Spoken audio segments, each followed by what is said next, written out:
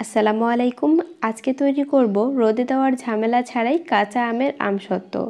আর এখন যেহেতু আমের সিজন চলছে, তাই আপনারা আমসত্ত্বটা তৈরি করে 1 বছর পর্যন্ত সংরক্ষণ করতে পারবেন।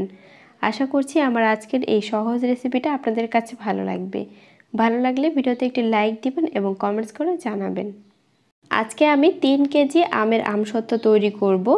আর আমগুলোকে আমি কিভাবে কেটে নিয়েছি সেটা আপনাদেরকে এখন দেখিয়ে দিচ্ছি একটা আম দিয়ে। তো আমটাকে নিয়ে আমি প্রথমেই আমের মুখটাকে এভাবে করে কেটে নেব। এরপরে আমের খোসাটাকে ছাড়িয়ে নেব।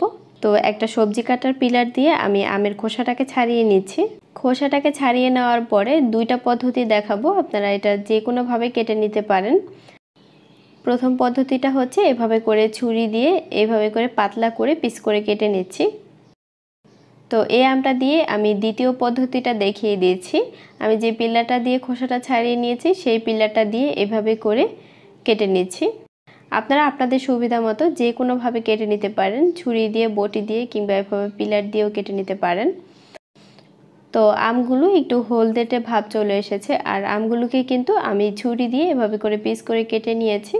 আর এগুলোকে এখন সেদ্ধ করতে নিয়ে যাব। আমগুলো সেদ্ধ করার জন্য এখানে একটা প্যান বসিয়ে দিয়েছি চুলায়, আর এর মধ্যে আমগুলোকে দিয়ে দিয়েছি। এর মধ্যে আমি 1 কাপ পরিমাণ পানি দিয়ে দিচ্ছি।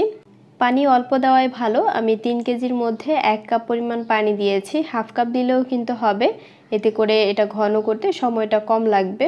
তো পানিটা দিয়ে একটু ঢেকে দিচ্ছি। এই সময় চুলার আঁচটা একেবারে লো করে দিয়ে এরপর আস্তে আস্তে করে নেড়ে নিতে হবে। তো কিছুক্ষণ পর পর এভাবে করে উল্টে পাল্টে দিতে হবে, যাতে করে নিচে থেকে পোড়া না লেগে যায়। তো দেখতেই পাচ্ছেন আমটা কিন্তু অনেক নরম হয়ে গেছে। তো আমি কিছুক্ষণ এটাকে সেদ্ধ করে নিয়েছি। এখন চুলা থেকে এটা নামিয়ে নিব। চুলা থেকে নামানোর সাথে সাথে আমটাকে কিন্তু একটা স্ট্রেনারে নিয়ে নিচ্ছি।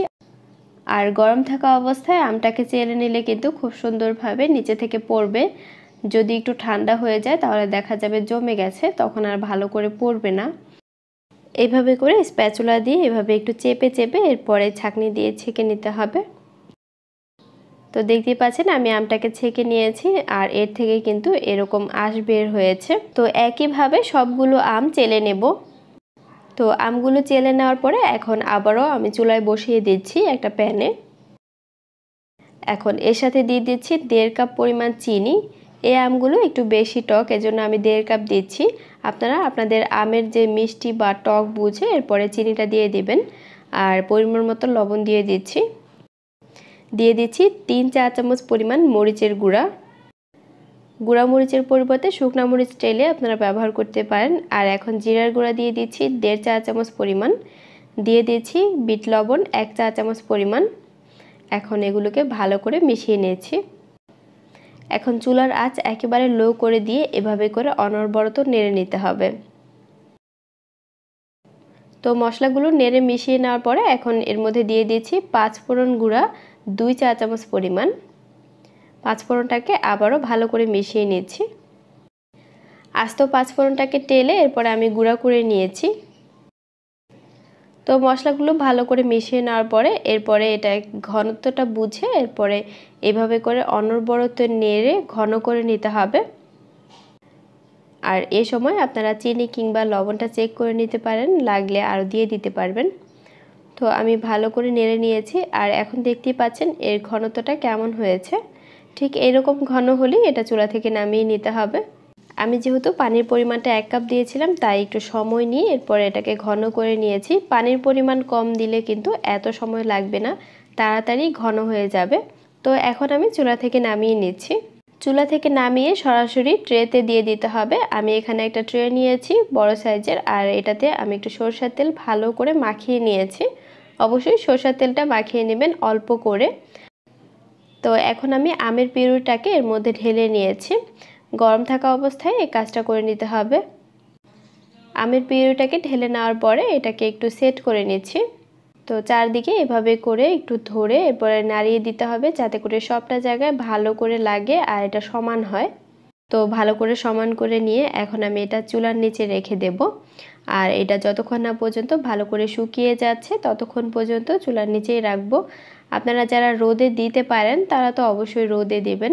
আর যারা চুলার নিচে দিয়ে শুকাতে চান, চুলাটা যদি একটু উঁচু হয় তাহলেই কিন্তু ভালো হয়।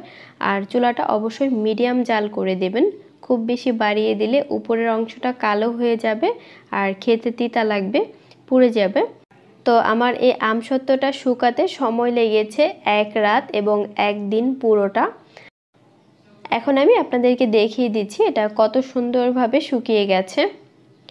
আর আপনারা যারা রোদে দিতে পারেন তারা তো অবশ্যই রোদে দিয়ে শুকাবেন, এতে করে সময়টা আরও কম লাগবে। আর আমি কিন্তু এই আমসত্ত্বটা একটু ভারী করে দিয়েছিলাম, এজন্য সময়টা একটু বেশি লেগেছে। পাতলা করে দিলে খুব বেশি সময় লাগে না, একদিনেই শুকিয়ে যায়। তো এখন আমি একটু ছোট করে ছুরি দিয়ে কেটে নিচ্ছি। আর ছোট বড় করা আপনাদের ব্যাপার, আপনারা বড় করেও রাখতে পারেন, ছোট করেও রাখতে পারেন। আর এই আমসত্ত্বটা কিন্তু 1 বছর পর্যন্ত সংরক্ষণ করে খেতে পারবেন। খুব সুন্দর হয়েছে আর দেখতেই পাচ্ছেন ভারী হয়েছে কিন্তু।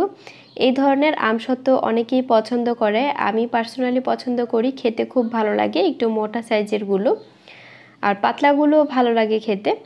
তো এখন দেখুন এটা কিন্তু খুব সুন্দরভাবে শুকিয়ে গেছে। তো কাঁচা আমের আমসত্ত্ব রোদে দেওয়ার ঝামেলা ছাড়াই তৈরি করে ফেললাম। আপনারা অবশ্যই বাসায় ট্রাই করবেন। আমার আজকের রেসিপিটা ভালো লাগলে ভিডিওতে একটি লাইক দিবেন, কমেন্টস করে জানাবেন। আর এই রেসিপিটা বাসায় অবশ্যই ট্রাই করবেন, ট্রাই করে কেমন হয়েছে সেটা অবশ্যই জানিয়ে। আর এই রেসিপিটা অবশ্যই বাসায় ট্রাই করবেন, ট্রাই করে কেমন লেগেছে সেটা অবশ্যই আমার কমেন্ট বক্সে জানিয়ে দেবেন। সবাই ভালো থাকবেন, সুস্থ থাকবেন, আমার চ্যানেলটা সাবস্ক্রাইব করবেন। আল্লাহ হাফেজ।